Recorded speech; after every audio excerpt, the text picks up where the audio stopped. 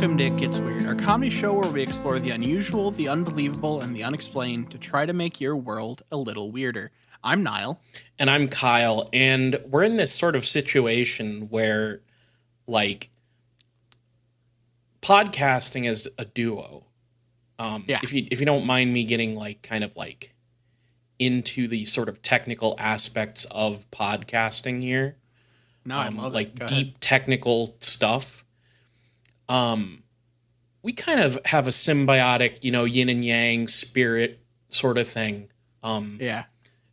And I I've feel often like said that about us. Yeah, and I feel like I just got home from work, but I'm still so, like, normally when I get home from work, I'm like, oh my God, I had to go into the office today. Like a good hour of my life was spent commuting, and then I'm in the office for 9 fucking hours. And I'm all pissed off about it. But you know what? I don't have to go into the office tomorrow. My spirits are high. And my energy, my physical and mental energy is up. And Niall, I'll say it. Your energy is fucked from the get-go. A little bit, yeah. So we're kind of balancing each other out here, right? Like that's the idea. I may or may not at any point in this episode have a fever. I'm not talking about cowbell here. So Niall's not feeling so well, so I'm obviously joking, and we hope Niall feels better. But I'm gonna try and see, because like I tapped out recently. Everybody knows that I took a little break there, and I was fucking sick. I was sick for over a week. Like, hopefully yours is briefer than mine was. But I'll let me see if I can hoist you up, give you a helping hand.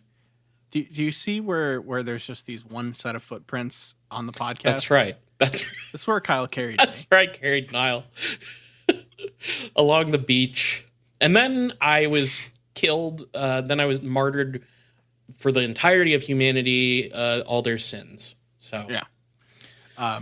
So speaking of, I guess there's not really there. We will talk a little bit about Jesus today.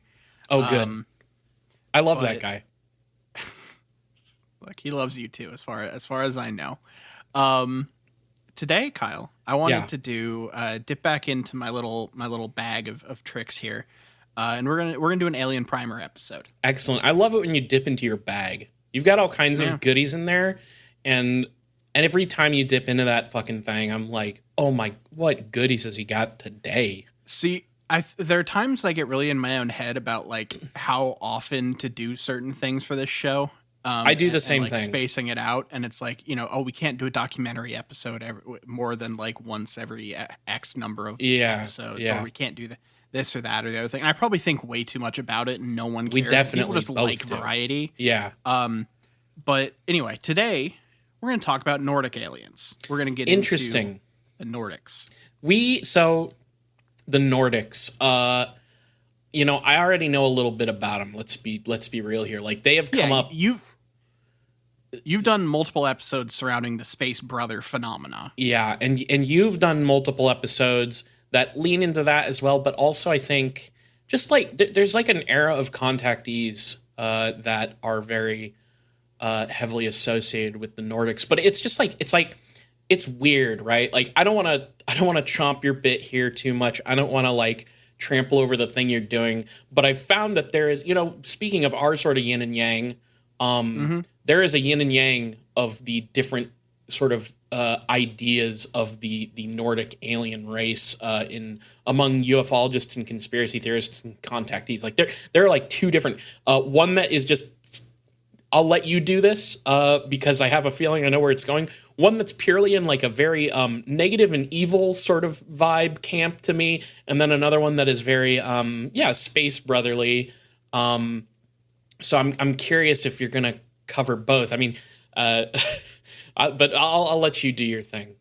There is a lot of stuff here. I'm going into. We're not going to get super deep into the racist undertones of a lot of the Nordic shit, just because I'll do it if you don't want to. I mean, hey, it will probably come up throughout the episode. I feel like it must be discussed that like Nordic aliens are like typically the most racist, like the people who are reporting Nordic aliens are typically the ones with the most weird racist thing going on with them, Yeah, it's kind of a race between them and the reptilians as a Jewish dog whistle for like most problematic aliens. Yeah, definitely. Because like are Nordics a type of tall white? Like that's what they're considered, right? Yeah. Okay. Cool. That is, well, that's actually a good place to start because Nordics. I liked this headline from a site. I forget what site this was from, but it's Nordic aliens, your guide to Nordic extraterrestrials and what makes them special. It's like, okay. I get that that's just like a scene setting for like a bio, but it's just like, what makes these things special? What makes them tick? These people love these tall white Nordics, and I feel like there's not enough focus on the short whites like me. Like I would like to be represented among these aliens at some point, but it's all about the tall ones. I mean, look, the existence of tall whites does presuppose also the existence of short whites. Exactly. Like, what would they, if there were no shorter whites, like, then what would they be able to compare themselves to call themselves tall? To be fair, I think that makes, white people the short whites in comparison. But you're on their planet, and they're just like, actually, to us, we're just normal whites. So. Yeah, you and Earthlings are short whites. Yeah. Yes. It's that would. To be clear, the tall whites and stuff, that's like that's a brand of alien for whatever reason, and typically Nordic. So yeah, 100%. That they are also known as tall white aliens, and also the blonde humanoids, which is one of the most like eugenic sounding aliens names I've ever heard. They also a lot of times will get referred to as the Pleiadians, since they come from the Pleiades star cluster, referred to sometimes as the Seven Sisters, and it has the scientific designation of M45. I thought the Seven Sisters were the towers in like outside of Limgrave and Elden Ring. That's one for possible. That's one for the Elden Ringers out there. Yeah. There's a location there's a location called like the Three Sisters in Elden Ring. Let me explain it to you. The only thing that came to mind when you started talking about Elden Ring was from the Germa stream where we did the PvP stream, and a guy kept invading called Ball Fondler.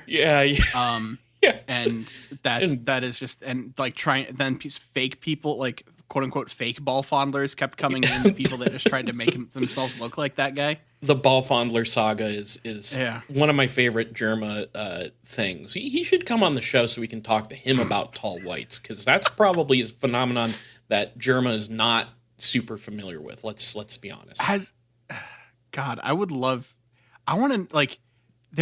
has to believe in like at least one conspiracy. I don't know which one it would be, but like that man has to have something that he just kind of believes and keeps quiet. See, I feel like all of his I feel like it would be the most like benign, like he'd be like diehard into the like, well, actually Shakespeare didn't really exist type of conspiracy. Like you would have a weird semi-obscure one that like is mostly benign, because like, can you imagine if Germo was like streaming and he's like in a clown outfit and like they're launching fucking pies at him or whatever gimmick stream he does next, and he brings up the fact that he thinks that like 5G causes cancer or whatever, like that would be... See, I could see him being I don't keep my phone in my pocket guy, you know? You know what? I used to be that guy in high school because somebody told me. I think I brought this up on the 5G series that we did, where like I had heard somewhere that was a thing, that like, you keep your phone next to your crotch. Oh, dude, don't do that. That's going to make your balls shrivel up and turn into little raisins. And I believed that for a long time. Obviously not now, but like for a couple of years of my life, a more ignorant Kyle was like, oh, I don't want my phone to destroy my balls. So see, I was told that as well, but I from an early age was like, nope, never having kids, so I really didn't give a shit. Okay, fair. Yeah, but like, do you want your balls to remain aesthetically pleasing? Like, I certainly do. I mean, that's just me, I guess. Aesthetics are in the eye of the beholder, you know? That's fair, but I'm telling you, it will literally shrink them to the size and consistency of raisins. So it'll be like that little toy that has the two balls on little wire like pegs, and they swing around and hit each other. So yeah, exactly. Thing. It does in fact, like, it's not like they become denser, right? So yeah. They just lose water weight. Yeah, so exactly. Yeah, you can clack them. You want to see my balls? They're a set of clackers now. They're fucking like the density of steel right now. I got all these office guys, offering me money to put my balls on their desk. Anyways, I don't know what I'm saying. What the fuck were we talking about? Tall whites, Nordics? So they come from the Taurus constellation. That's supposedly where they are around. Sure. That's located 440.2 light years from Earth, which makes it our nearest star cluster to where we live. Okay. Supposedly, it's a very pretty thing. Like a lot of this is close enough that like backyard astronomers can see it and everything. Supposedly, it's a really nice thing to look at if you're into that kind of thing. I can't vouch for that specifically because I don't have a telescope, but I had a telescope as a kid, actually. Did you ever have a telescope? I never owned one myself, but my dad had a telescope for years. So, like, we would look for Mars to, like, when Mars would be closer to the Earth, we would try and look. I don't think we were powerful enough to really get a good look at it, but I did look at the moon quite a bit. There is something about seeing a celestial body, like, with your own, effectively through your own eyes. Like, I was pretty fascinated by that, but we never really, it wasn't a very strong telescope. Yeah. I didn't have, like, a really good one or anything. I just used to like to go and look outside at night using it. Yeah, it was, let me put it this way. It was strong enough that I could see the secret Nazi base on the moon where all the Nordic whites were, doing their thing. So I couldn't see, I couldn't make out individuals, but I could see the base, and the swastika they put in the moon. Were they holding up signs that say, "Look away, short white"? Yeah. Yeah, they knew I was looking. It was actually very weird, which is a phenomenon that, believe it or not, comes up with UFOs a lot and aliens, where they know you're looking at them. So yeah, they did tell me, Kyle, we know you're looking at the secret Nazi base. Please, we got Nazi stuff to do up here with our aliens. Just turn away. Aliens exist on Santa Claus rules. They know when you're sleeping. They know when you're awake. They know when you're looking at them. Yeah. So, in terms of I feel like I need to come up with a better way of delineating the textual history and the supposed alien history, because if you go into the theories on the tall whites, they are linked with a species called the Lyrans, who come from the Vega star system. That sounds familiar. I don't know if I know what that is off the Lyrans, but I feel it's another alien race that's supposedly ancient and involved in galactic civilizations and shit. Okay. They're another one that I can add to my list of ones to do. Now there are certain people that think that the Pleiadians are an offshoot of the Lyrans, and others that just think they've had some sort of connection or link for a long time. So there's some that use them basically interchangeably, and some that make some differentiations between them and just think of them as allies. And this is something, okay, out of all the species out of all the primer episodes I've done so far, this was the weirdest one to try to make anything coherent, because like you said earlier in this episode, not that you were spoiling anything or anything, but there are a lot of different versions of tall whites out there, and a lot of different beliefs, and because they're I've got 3 different things at the bottom here that are just don't really make any sense with each other, but they're all part of the lore. And that's one of the things I think I find the most interesting about conspiracy lore, is how just how it is so, in a way, it is so personal to the people who believe in it, that you can firmly believe any version of these things you want, and it creates these weird sects amongst sects.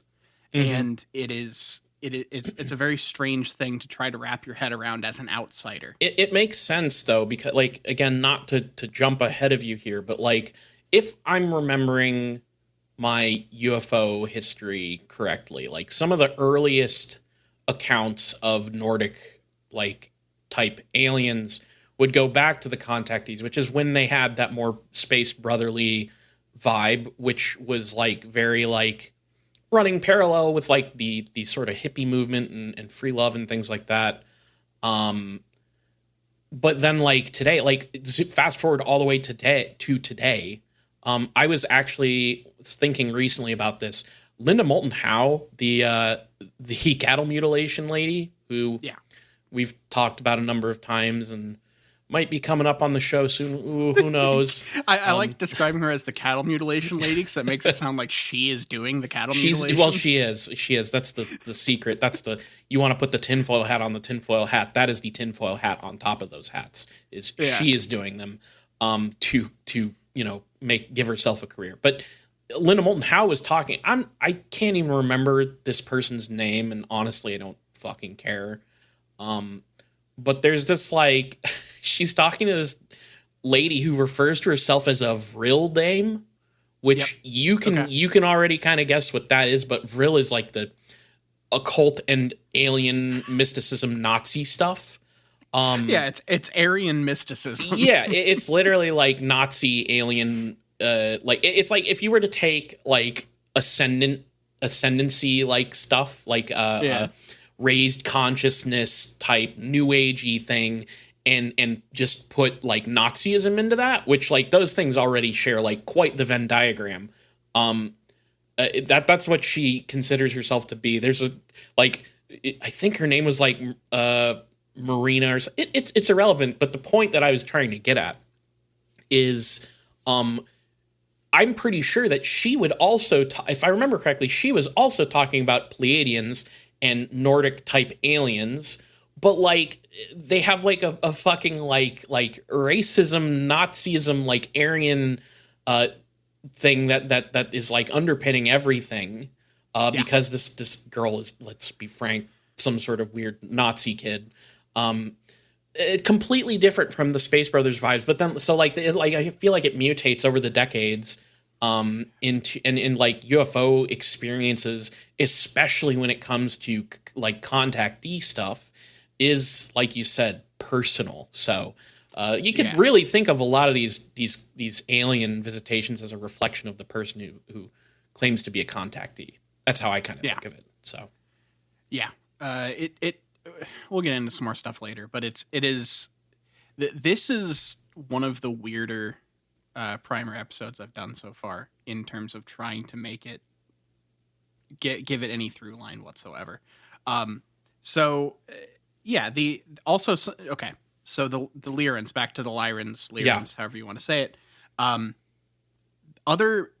other theories claim that both we and the Pleiadians come from the Lyrans. So like the Lyrans are like a progenitor race for humanity and the tall whites, so that is the connection between both tall and short whites. As these are the medium whites. I think I've read this before. Like it sounds very familiar to me that like I probably read this on some Starseed shit where they're like, we can ascend our consciousnesses to the level of a Pleiadian because we have the same like ancient alien ancestral race. I'm pretty sure I've read that before.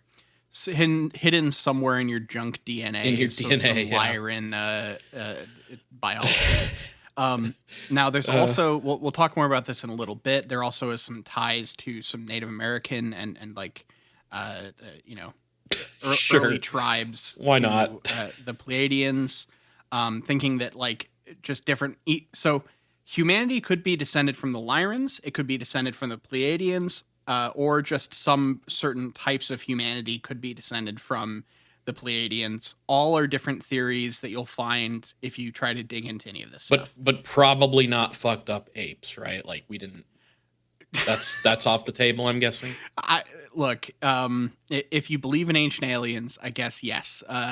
The evolution is from the like what do they call the species of aliens that seed the Earth, or I forget what the term for it is. But there's a term for like the race that comes in and there's been like a number of terms. Like I'm pretty sure I've seen caretakers. As one of that's them. Close to what I was thinking. In Evangelion, it's the great ancestral race. Yeah.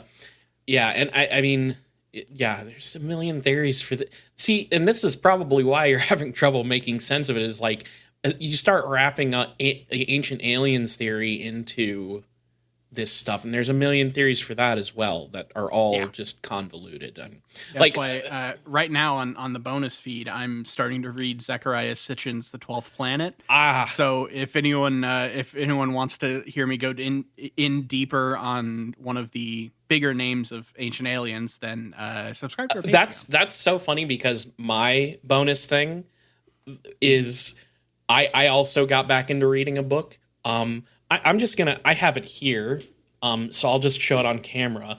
But I have begun reading. I almost bought that. Don't worry. Look, let me put it this way. So for the people at home and for the people who aren't on the Patreon yet, but as soon as you hear this and you know what we're both reading about, you're gonna want to fucking donate at the $5 tier ASAP. I'm reading Behold a Pale Horse, which is the Bill Cooper. Very notorious conspiracy theorist. Like the contemporary internet narrative on the guy is that he's like kind of like the turning point that like led conspiracy theory towards more of a QAnon vibe. It's kind of a contentious take, and I see some truth in it. But I'll read that, and I'll tell you this, Nile, don't buy it. The book sucks. Like it's not a fun read, but it is entertaining and interesting since I know who the guy is. But point is, I forget what prompted that, but it's we were talking about Zecharia Sitchin. You brought up all the different. Yeah, I prefer the Stanley Kubrick, like very straightforward idea of the ancient aliens. You give a bunch of apes one half of a Minecraft portal and they touch it and they go nuts and they learn how to kill each other, and then boom, you have ancient aliens have seeded the human race. That's very easy. See, I think that I like to take an alien bent to the stoned ape theory and think that like aliens brought that space weed down, and that's what set us on the path of evolution. That is interesting. Has anybody put that idea out there? Like Joe Rogan's all about the stoned ape fucking bullshit. But has anybody been like, what if we took ancient aliens and they smoked hella weed? These guys were like coming down to Earth with white Yoda and the sticky icky. This shit's purple as hell. And they're just fucking passing around to some apes. Like, have we considered this? They hotboxed the Earth. Yeah, it would explain the like weird thing in the stoned ape theory where it's like, well, how did they like end up like, you know, actually like smoking the shit out of some dank ass weed? And it turns out the aliens brought like a hydroponics farm. So yeah. So the Nordic aliens were named as such because they supposedly resemble Scandinavians of Nordic descent. Right. With blue eyes, blonde hair, very kind of Aryan seeming. Yeah. And to the point where supposedly some people believe that some of them live amongst us and are just, you know, living in Norway and you can't tell the difference. They are considered friendlier than most other alien species. Various experts claim that they have various gifts of empathy, telepathy, and very big, not very big, a lot of physical beauty is a gift that they supposedly have. Basically, these things are like hot as shit. They're elves, effectively. Yeah. And they're like, they really do track a lot with like how we view, like how a lot of fantasy stuff views like the tall, gorgeous elves. Yeah, you know? like a more racist Legolas. Yeah.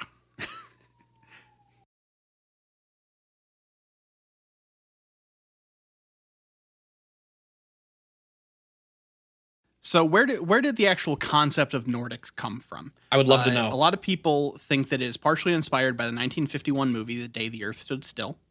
Really? Which, yeah. It kind of started the idea of this kind of stoic, you've seen that movie. I actually haven't. I've only seen clips, but that is supposedly something that people believe influenced the idea of the Nordic aliens, because that movie is about an alien visiting the Earth during the Cold War era to try to dissuade humans from using nuclear weapons, and preaching peace and tolerance. So even though it's not exactly 1-to-1 in terms of like physical appearance and everything, the idea of a very humanoid alien coming to Earth and spreading anti-nuclear, pro-peace messaging, a lot of people link to the movie The Day the Earth Stood Still. That makes sense, because I was going to say the main guy in The Day the Earth Stood Still, the Gort Klaatu Barada Nikto, that dude, I was like, that I don't remember that dude looking like a space Nazi, but you're right that everything else does line up with the idea of the space brother Nordic alien, for sure. Yeah, in spirit more than in appearance, I think. Yeah, great movie, by the way. I need to I have it. I need to watch it. I just haven't done it yet. I was very young when I watched it, and I loved it. Which it was like the first time I was like, "Oh my god, black and white movies can kick ass." I didn't know that. Yeah. So, man, there's movies is great. I could talk too long about movies. Supposedly the earliest sightings and encounters with the Nordic aliens took place in the early 1950s in Europe, and that's kind of led to their whole Nordic thing because of how they looked and everything. One of the earliest encounters that gets brought up is in October of 1954. Two children and a mother saw a giant flying object hovering above their house in England. And I think there was some sighting of a creature there too, but it was mainly just the type of craft. Then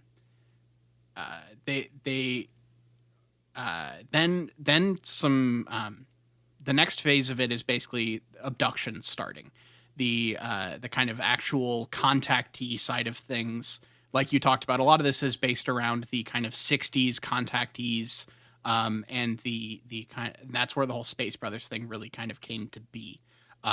Whenever aliens would abduct people, they would say they were supposedly visiting from Venus, but others would straight up just say they're from the Pleiades star cluster. Most of the encounters happened in the 1950s, but the term Nordic aliens didn't come to be until the 1980s. Before that, they were just referred to as either Space Brothers or Tall Whites. Various people believe that they are some form of angelic entity, and one tribe that we'll talk about specifically later believes that they are peaceful beings who symbolize the end of the fourth age, so kind of a turning point in history. Yeah, I forgot that there's some people who inject some good old fashioned Jesus into the Nordic aliens. Yeah, we'll get to that. So, I think that the thing that I immediately think of is a little hard to explain, but I did an episode on it forever ago. The Urantia book, the people behind Sleepy Time Tea, like those guys had a very I'm pretty sure in their mythos the Jesus is essentially a tall white of some kind, or rather came from another planet that had that type of alien on it. So. But it was like they literally rewrote the Bible and tacked on an extra 1,000 pages about the other planets that all these fucking aliens came from. So I completely forgot about the Jesus angle. Every time I forget. It's look, you got to just keep them in your heart, Kyle. It's true. So now the Nordics didn't always just hang out with chill Europeans. At some point, they did, quote unquote, stray from the path of the light and worked with a community of occultists in pre-Nazi Berlin. Yeah, that's which I believe is what you were talking about. Yes. They supposedly hoped to learn ways to master divine energy that would help them conquer people. This is the Vril stuff that we were talking about. Vril is this type of energy that you can supposedly harness that comes from either the hollow earth at the sun, the like artificial sun at the center of the hollow earth, or is like channeled from, I forget the specifics of the other places that you can get it from, but it's this like divine alien energy that they wanted to make super weapons out of effectively. It's so funny. I remember when I first like was either you were telling me about it in an episode. I'm sure it came up in my research, but like, innocent Kyle back in the late 2000s, maybe it was early 2010s, just like top 3 favorite anime. We're talking Cowboy Bebop, Full Metal Alchemist, stuff like that. And I'm watching the original Full Metal Alchemist series, the first movie, Conqueror of Shambhala, which, Nile, I don't know if you got that far in FMA. I did not. I can't remember if I told you this. That movie, spoilers if people haven't seen it, there's this whole idea in that series where like their alchemic power comes from like death on the other side of a portal, and on the other side of that portal is planet Earth. And the movie basically takes place like right on in the lead up to World War II. And the main characters get teleported over to burgeoning Nazi Germany. And one of the big parts of that plot is like people are trying to harness like Nazi mysticism, and they have heard legends of this like portal that would take them to a beautiful land called Shambhala. And it turns out it's the world on the other side of the portal that Ed and Al came from. So anyways, that's like I know Shambhala. Yeah. I just hadn't gotten that far. That was just like I was like, that's fucking crazy. The Nazis using magic to try and get to the promised land. That's so silly. And then fast forward like a decade or so, and it's like, oh no. we don't have to do anime talk, but like it's weird how much, I guess it's not that weird, but like how much of that weird like fascist Germany stuff ends up in anime, especially the occultism stuff. It is, yeah. So let's get into a little bit about the Nordic aliens themselves. They supposedly look like Earthlings, like we talked about, but they're taller.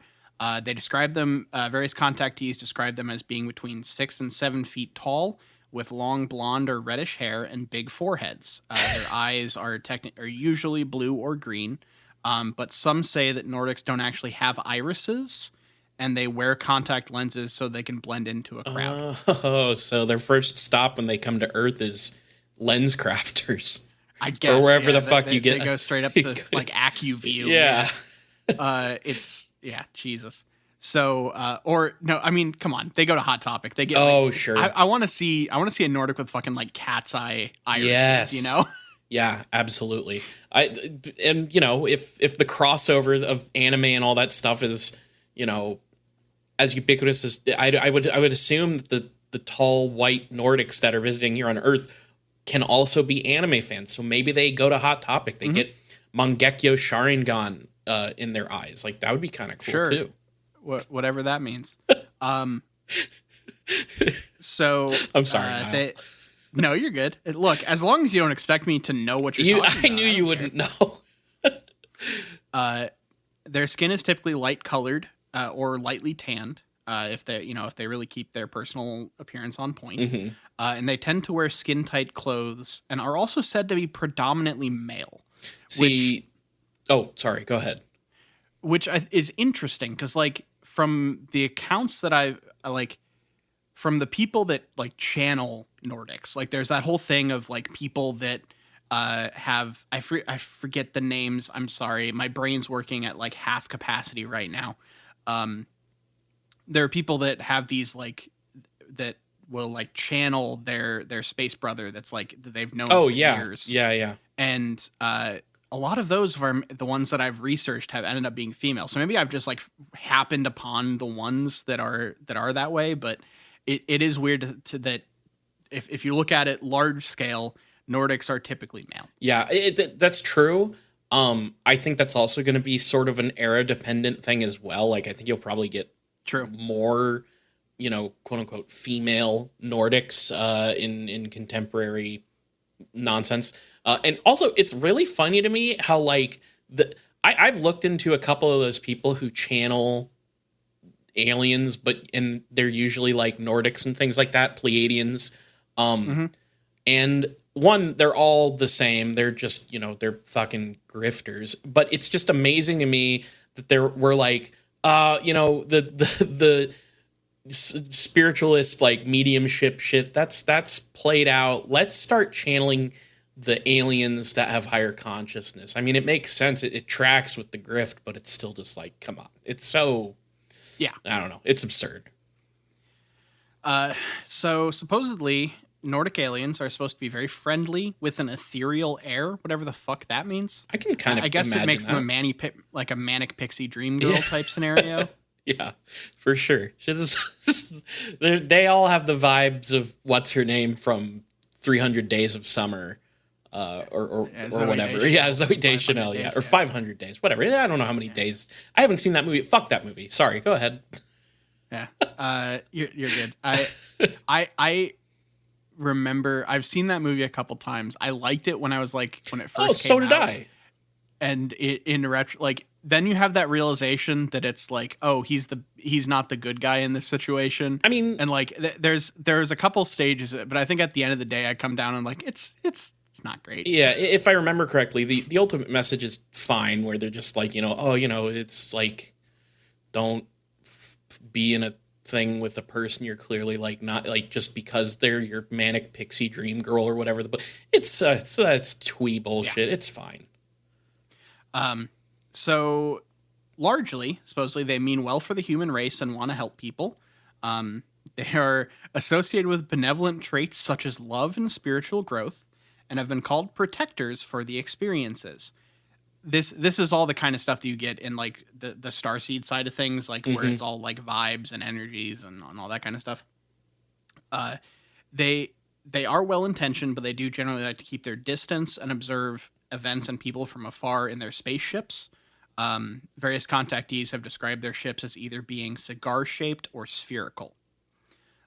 They are a part of the Galactic Federation, which is a thing that I want to do like a full-fledged episode on, but it's one of those things that like mainly gets brought up in reference to other things. I haven't seen anyone, if anyone knows what book I need to get to do this, fucking send it in the DMs, because I would love to. But like an actual like breakdown of the Galactic Federation and like where it came from, who's involved in it, what the like structure is, how it pertains to all the different societies and everything. Like, I haven't found a good source for that. That has to exist, but I would also say that like it's another one of those things where it's like near impossible to have like a core, right? Like it's so many different people with their ideas on what that looks like, that I imagine it's impossible. So you might have to just go like theory by theory, person by person, I guess. I don't know. Yeah. Oh, well, it's that's tough. More episodes. It's tough out so here. Fine. They're now the Nordics do have a job here. They are they kind of are observers. They kind of watch things. They are I guess they're like a test proctor. Oh, yeah. There you go.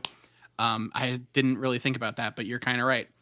They do tend to prefer to conceal their identities and or communicate with humans through dreams or telepathy if needed.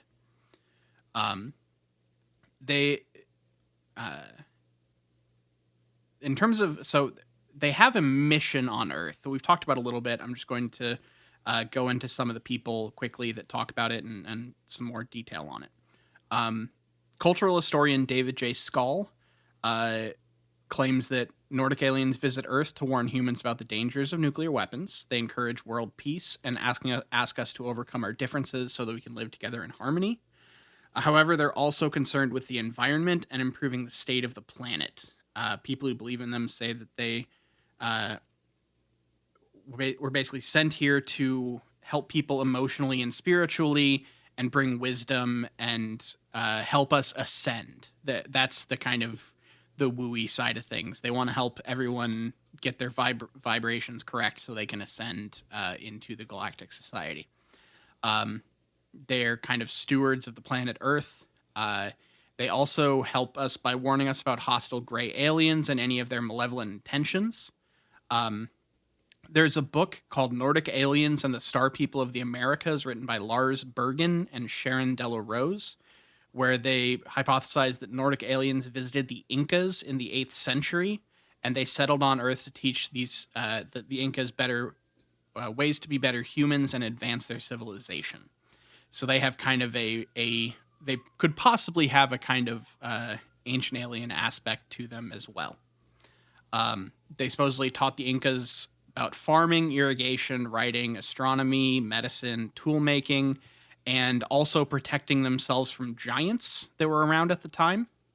The Nordics also cleaned out the hazy atmosphere that blocked the sun and moon after a volcanic eruption. So that was kind of their first actual intervention. It's like Uatu the Watcher came off of the moon and down to Earth and actually stopped Galactus. That was actually that kind of shit. That was actually their intern. That was like we're gonna send the intern to see how he handles this whole Earth thing, and if he does a good job, then we can take over that project in the future. Yeah. So let's get into some of the ancient history real quick of the Pleiadians. Now the ancient history of these races, along with their existence or cohabitation with not Americans, Earthlings. I mean, with short whites, fuck it, it varies pretty heavily from person to person, from theory to theory.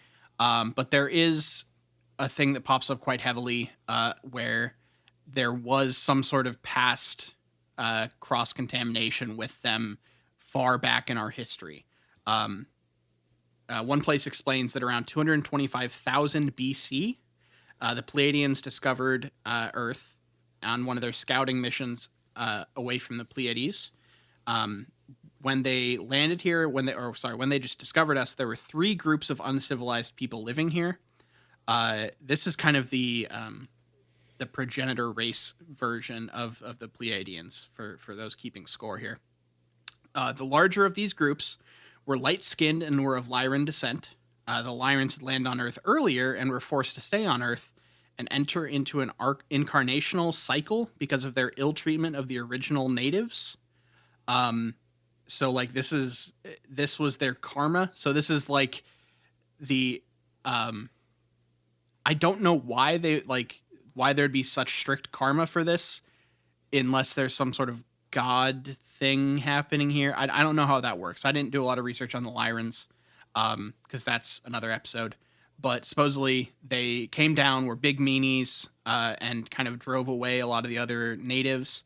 And the Pleiadians came down and kind of helped right the ship from the Lyrans. Isn't it great how we're I feel still kind of in the Space Brothers era of shaping the mythos of the Nordic aliens, and we're already saying, by the way, ancient humans, skin white as pure as the driven snow because these aliens came down and made it so.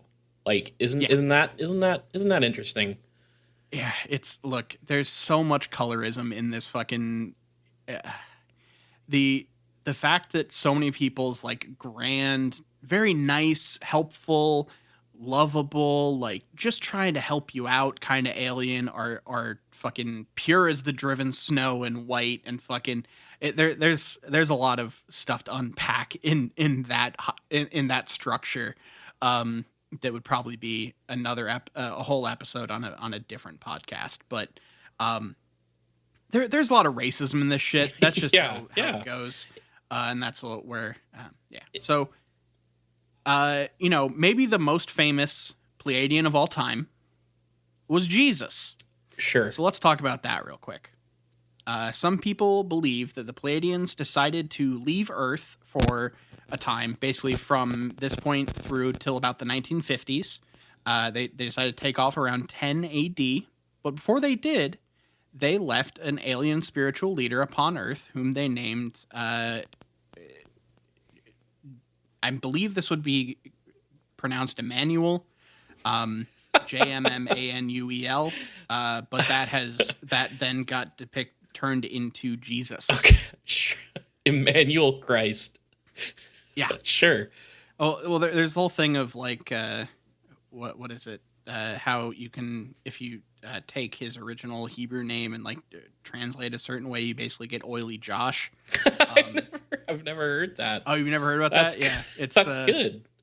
Yeah, I mean, Jesus is basically a kind of mistranslation of I believe of Joshua. I think, I forget. Anyway, people say this is what explains. Sorry, this is maybe my favorite thing in the entire episode. People think that this is why Jesus appears to be white in so many depictions. Mm-hmm. Not using that as evidence for the fact that Jesus was a tall white is one of the funniest fucking things in the world. I do like that the place that I was pulling this from said, although it is far more likely that this simply reflects the racial assumptions of white Christians in today's world, which true. Oh wow, they just give it a brief mention. It's the alien thing, or it's this like really obvious real life thing. Yeah. So there's a whole thing. I'm not going to go into this in extreme detail, but there's a whole thing that I tried. I think I talked about a little bit in an episode a long time ago. The Dogon tribe and the Namo. I'm sure you did. I don't remember. Yeah. So this is an African tribe that I don't know if it still exists or if it was just from a long time ago, but they were a tribe in West Africa. And they supposedly had this advanced astronomical knowledge about the Sirius star system. That is, and they also have these ancient, these kind of legends that they tell in their kind of their tradition of these otherworldly beings called the Nomo or Namo. And they say that these advanced individuals visited Earth eons ago, descending from the sky in a vessel accompanied by fire and thunder. They were supposedly friendly in nature, and they shared some of their wisdom with the ancestors of the Dogon tribe. They supposedly had no actual astronomical instruments or anything used to kind of look into the night sky and get any actual scientific sense of it. But they were supposedly able to discover a companion star to the Sirius star a good 250 years before they before technology. It was after the telescope was invented, but before they ever had access to said technology, because they were in a tribe in West Africa. Okay. And this led to every 50 years, the Dogon celebrate the passing of a Sirius cycle, which is exactly the time it takes for Sirius B to complete an orbit around its larger, more well-known companion. So because of these things and their legends and everything about their legends of these kind of beings who come from the sky that are these gods, people have linked them with the Nordic aliens. Because supposedly the home planet in the Sirius cluster for the Pleiadians is a largely aquatic world, and all of the legends describe these Namo as amphibious creatures, similar in a lot of ways to our concept of merfolk. But so they're this like weird mix of Nordic aliens, but also maybe kind of mermaids. And they so there's kind of stuff about that people try to link to Nordic aliens with these the belief systems of this Dogon tribe. Given that they're like an aquatic planet and all this stuff, do you think that there's any connection to, like, remember how there was that guy who believed that if like a woman gave birth underwater near a dolphin, the child would develop psychic powers. Yeah. Do you think there's any connection there? Because I'm pretty sure the guy was like, he was like a new agey type guy, if I remember correctly. So I don't know. I'm just spitballing. Yeah, I really have no idea. We could look into that, but it's it's definitely possible. So yeah, there's a couple other details about it, but that's the basic idea. Is that like supposedly there was approximately 5,000 years ago this rash of alien visitations, including to the Dogon tribe. And there are people that thinks that the rash of visitations is linked to basically following the Great Flood or another similar catastrophe. So basically, the Nordic aliens saw this great tragedy, whatever it was, that whether it's the Great Flood or something else, some big cataclysm type thing happened, and they came down to kind of help the remaining people on Earth. That's the larger point here.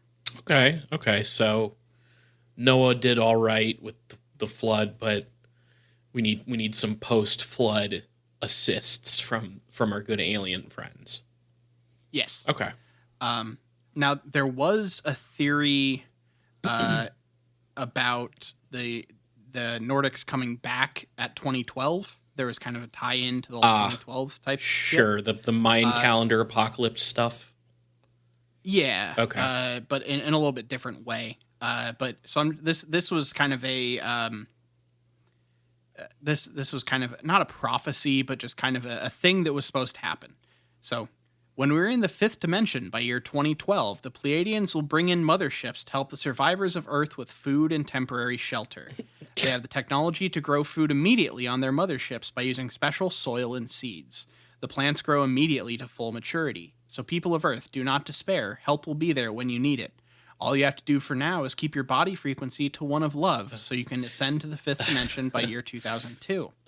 You will then become part of the new civilization of light on a planet of light. See you all at the cosmic party in the year 2012. Now, so yeah, if all those people that don't have their vibrational shit right, we're gonna get wiped out in 2012. But if it's repackaging fucking Christianity shit. Like it's the same thing. Just like you put like a little sci-fi in it. I like the Bible, but what if there was like a little bit more interdimensional shit going on? Right? Like that'd be fun. Yeah. Yep.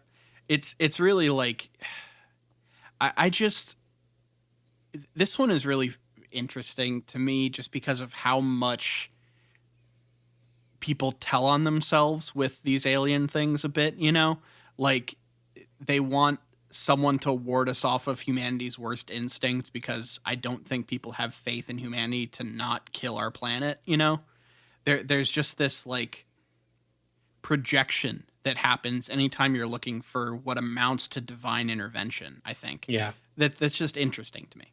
Yeah. So let's go ahead and just talk quickly about some of the notable abductees of Nordic aliens, because that's kind of where you get most of the Nordic shit is the contactee movement, specifically in like you said, in like the 1960s era. So there are kind of 5 notable, there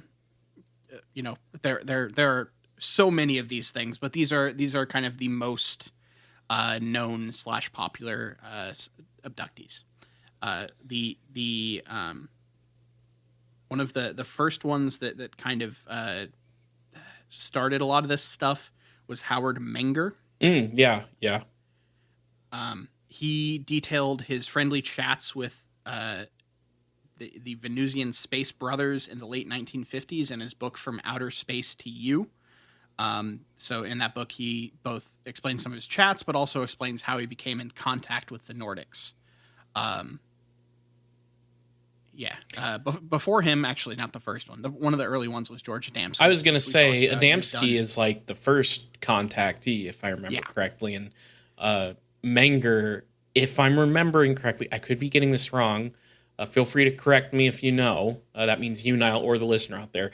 But I think that he was writing about stuff later on. He was like writing about it happening prior to Adamski, but he was writing that stuff like after Adamski's supposed contact, right? Yes, his book was in the late 50s. Okay. Adamski's started to display photographs and stuff as early as the 1940s. So Adamski was ahead of him. So George Adamski, a Polish-American author known for meeting with Nordic aliens in the 1950s, he described his experiences in Inside the Spaceships and Flying Saucers Have Landed. He supposedly took flights with them to the moon and other planets, and he has various photographs and stuff, I believe some of which have been debunked. Yep. And yeah, he's a lot of these people have their accounts have not weathered the storm of time specifically well. Another one that's somewhat popular or famous is Travis Walton, who was an American forestry worker. I don't think we've covered his story on the show in full. No, and I'm not going to go in detail on it because we'll probably do an episode on him at some point.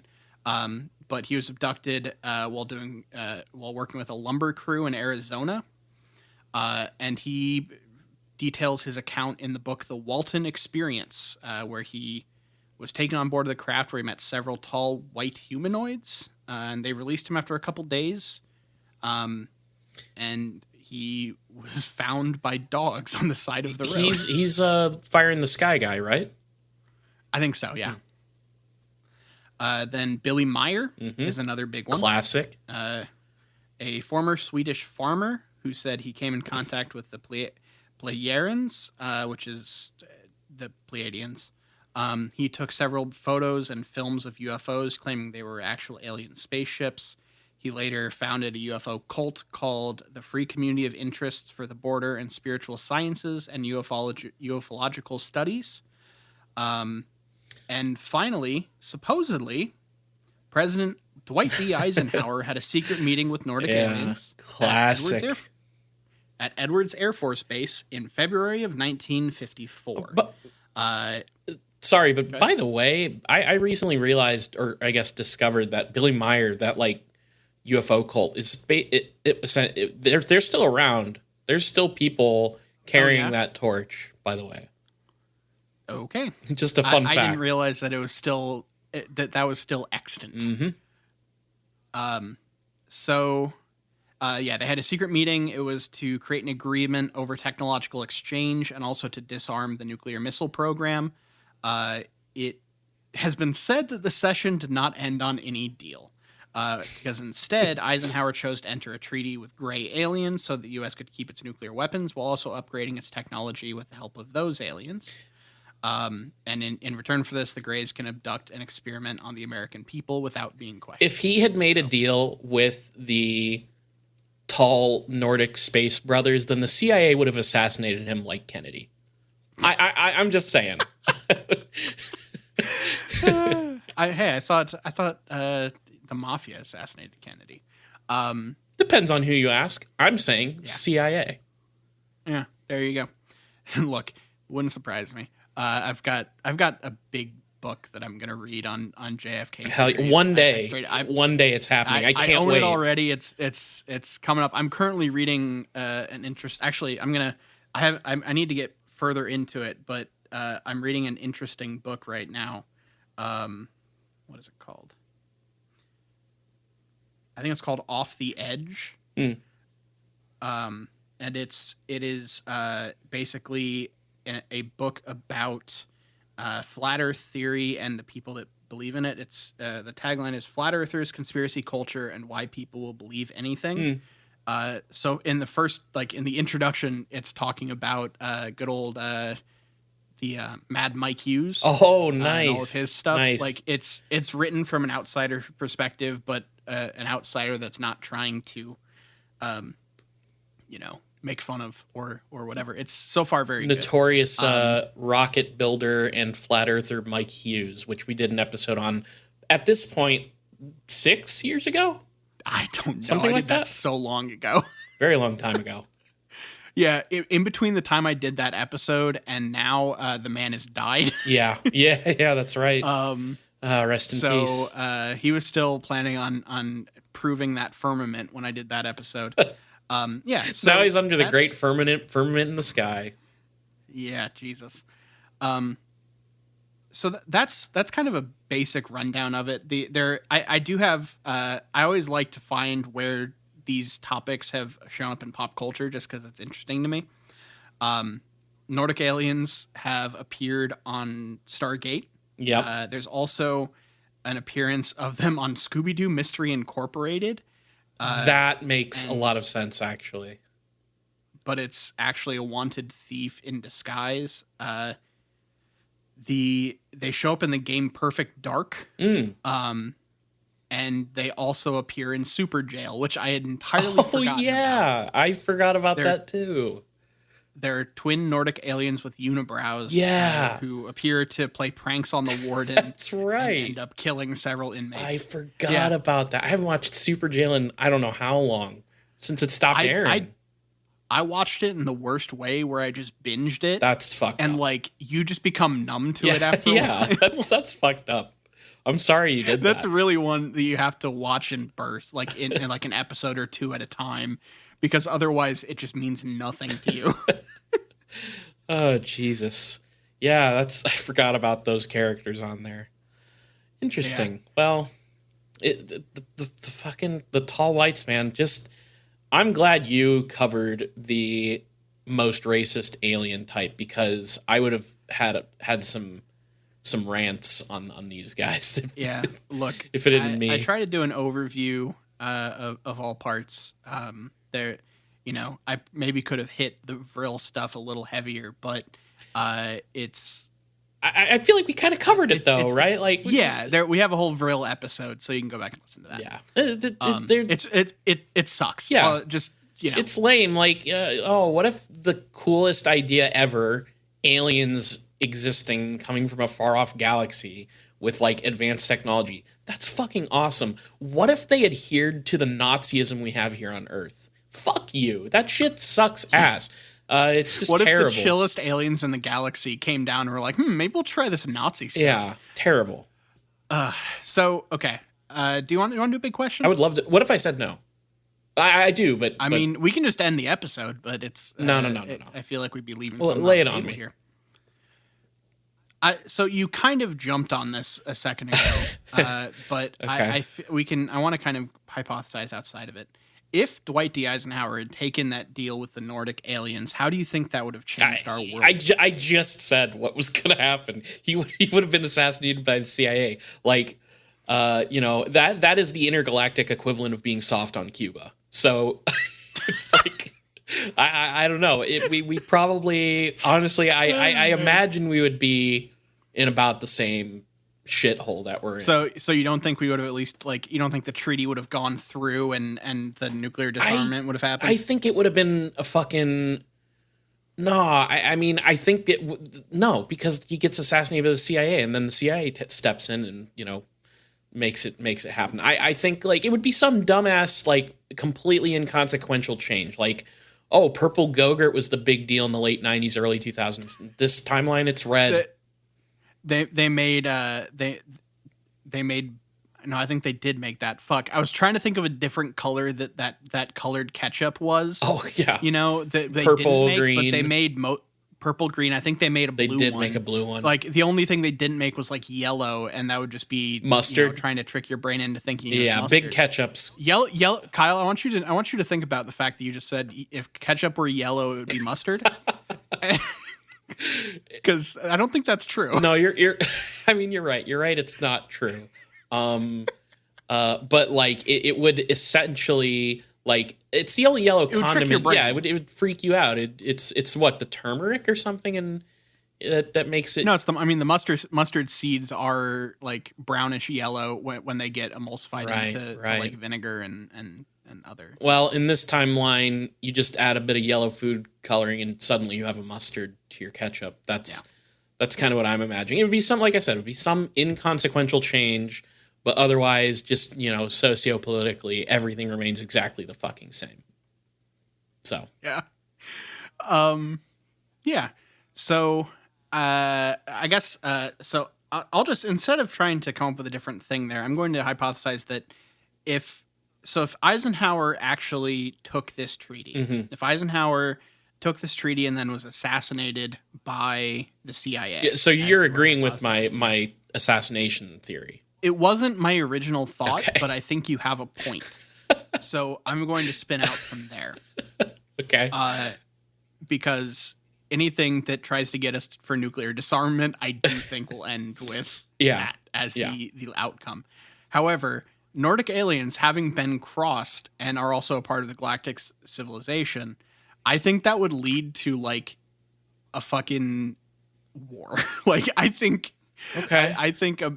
Earth would get fucked up by aliens. Oh, I see. So you're saying the Greys would attack us. They would.